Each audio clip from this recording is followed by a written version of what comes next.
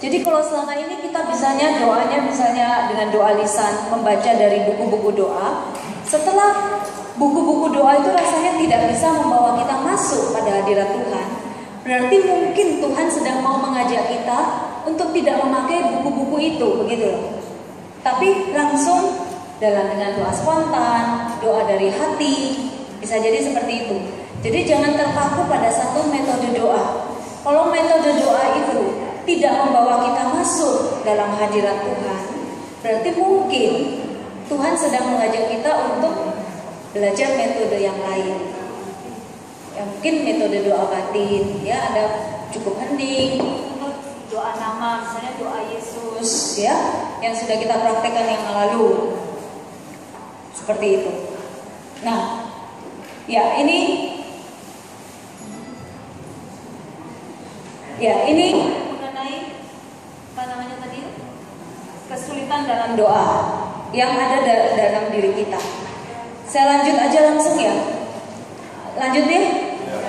Ini sudah selesai kesulitan dalam doa. Saya mau masuk dalam kesimpulan keseluruhan doa yang penting harus kita ingat. Nanti kalau waktunya cukup, nanti kita akan berdoa bersama sebelum kita mengakhiri seluruh sesi seminar doa kita, dan kita mohon urapan Tuhan, urapan Roh Kudus, supaya selanjutnya dalam hidup sehari-hari kita sungguh-sungguh dikuatkan, diberikan karunia dan rahmat untuk berdoa, ya.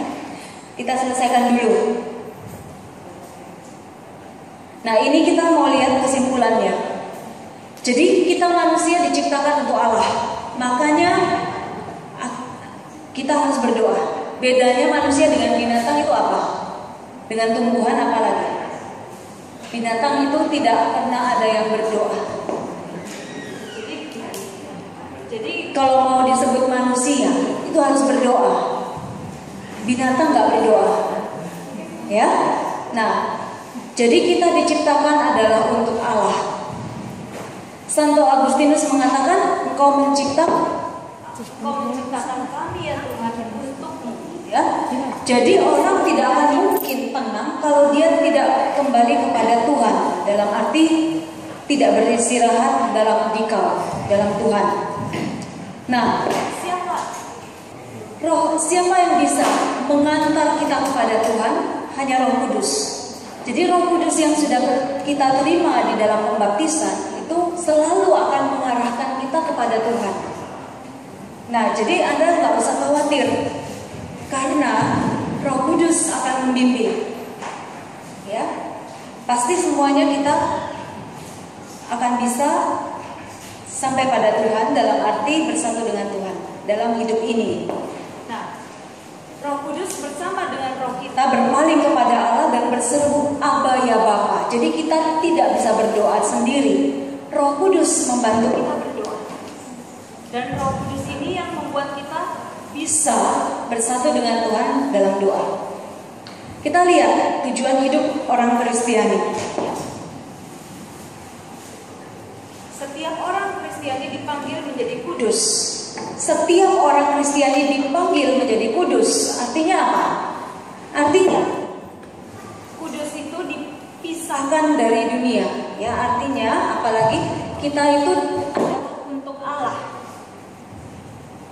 Kita itu untuk Allah. Ya, jadi kudus itu artinya dipersembahkan, diperuntukkan bagi Allah. Itu kudus. Nah, orang yang masuk surga itu adalah orang yang kudus. Kalau kita mau masuk surga, berarti kita semua harus kudus. Berarti tidak ada pilihan lain. Kita harus mulai dari sekarang ini menyadari hal ini. Ya. Dalam kitab suci, baik perjanjian lama maupun perjanjian baru, itu banyak dikatakan bahwa kamu akan menjadi bagiku kerajaan imam dan bangsa yang kudus. Artinya Tuhan menetapkan kita, orang-orang yang dipilih, untuk menjadi miliknya. Jadi kita yang sudah dibaptis ini adalah milik Kristus. Dan kita semua diperuntukkan bagi Dia. Berarti kita semua kudus. Ya?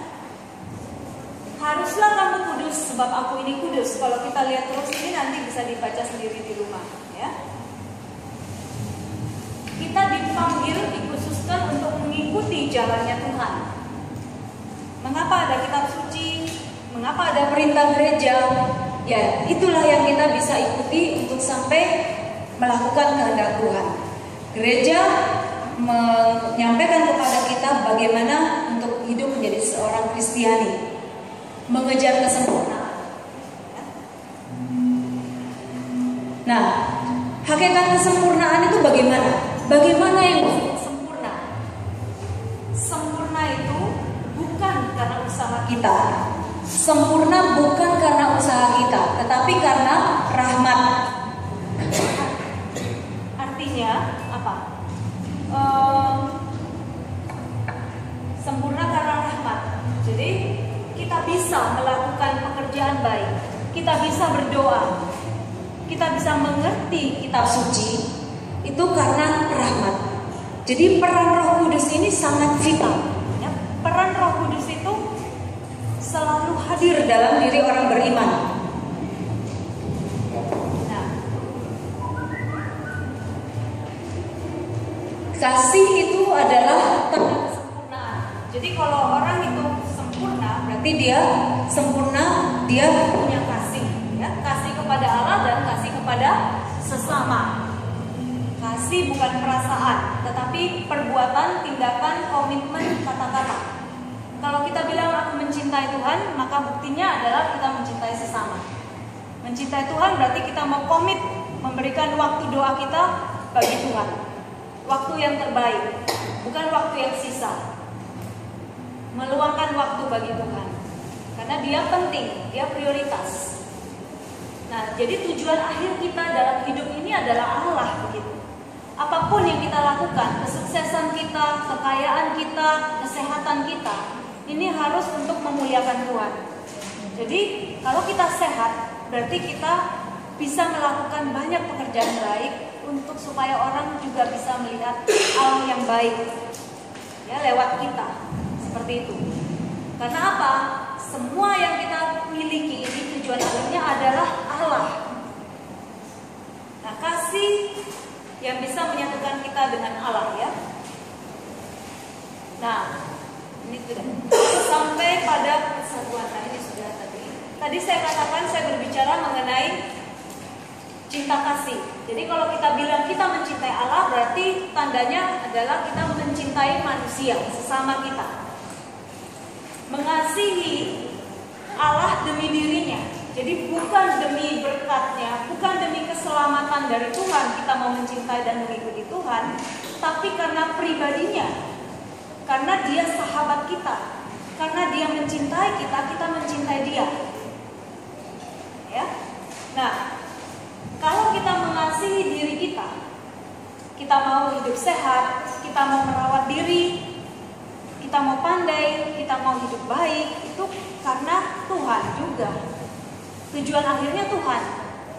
Artinya saya mau jadi istri yang baik, ya, supaya anak-anakku kelak ini jadi orang yang baik, dan dia juga dipakai oleh Tuhan untuk memuliakan nama Tuhan.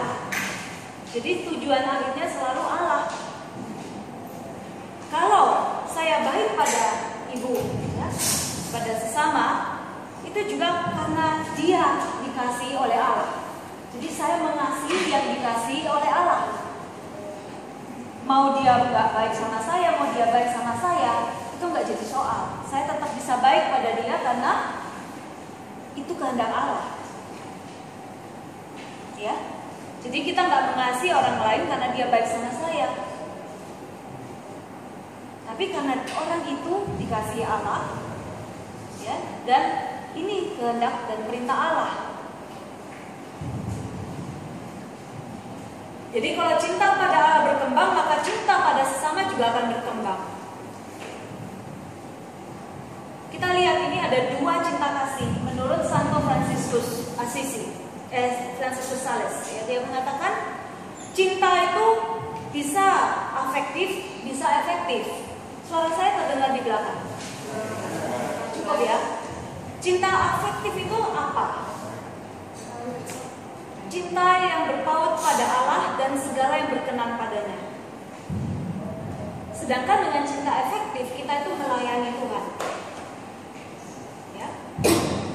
Cinta afektif kita itu disatukan dengan kebaikan Allah. Sedangkan cinta efektif membuat kita itu menjalankan kehendak Allah.